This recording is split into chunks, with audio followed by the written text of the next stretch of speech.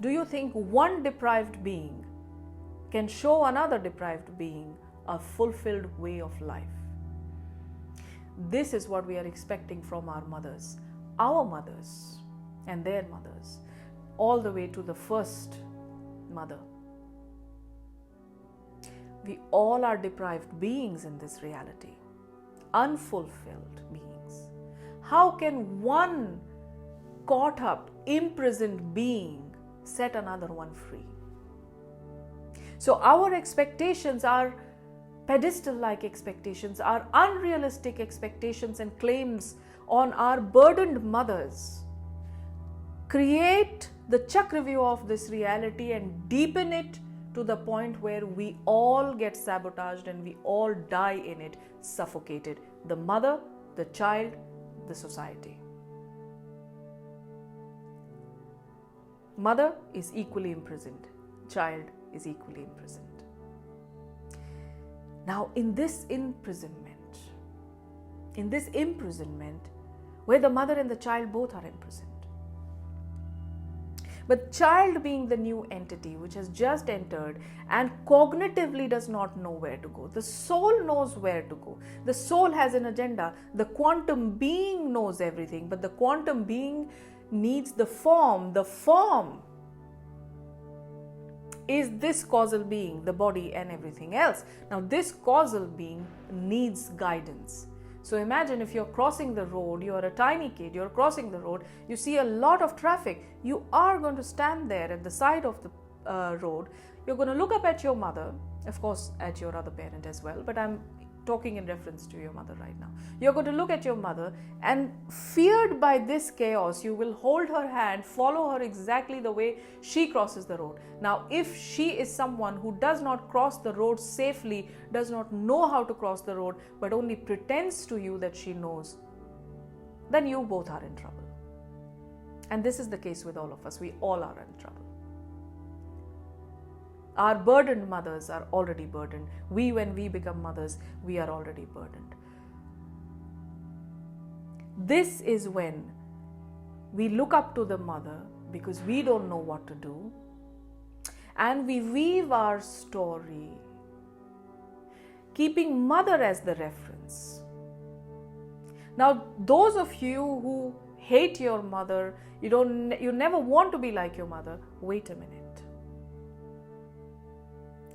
The mother is the reference point.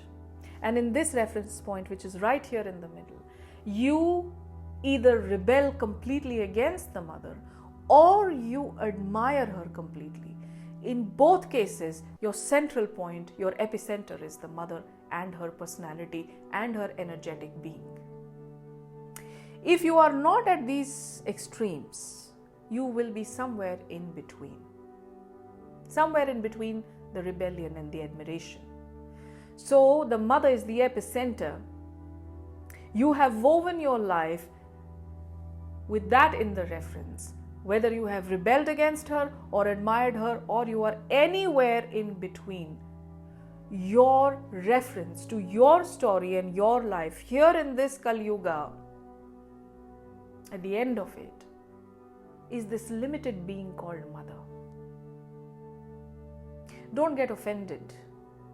If you love your mother and admire your mother a lot, don't get offended by my words. Listen to them. Because I admire, respect, love my mother like anything. So it takes courage for somebody like me to say this, to see this and say this. So your reference, my reference, is this limited being which is equally burdened called mother. My reference is not the universal intelligence, the universal mother, the Shakti. My reference is this person. However great this person is, because the mother in this reality is an example of one of the greatest beings. No matter how bad a mother, she definitely takes care of a child. Even if she beats up the child, she feeds the child. I'm not justifying any abusive mother here. That should be put to a stop. But a mother is a mostly a great personality, sacrificing personality, healer, provider, nurturer. It's incomparable in this reality. And yet, this being is a limited being. is a burdened being, a suffocated being. And this being, this burdened, suffocated being is our reference for our life. That's where we weave the primal mother weave.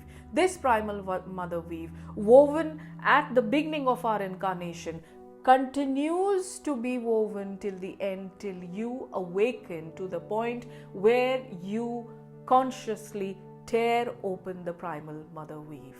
Connect to the universal mother, the universal force. Allow that to be your reference point. Allow your quantum being to be your reference point, and not just heal yourself, free yourself, but actually assist your mother in getting healed and freeing her. Consciously, cognitively, here you may not be able to do much for her causal reality. It depends on her willingness if she wants to be. But at the soul level, at the quantum level, you are freeing her, because she will not be reborn in that loop because you broke it.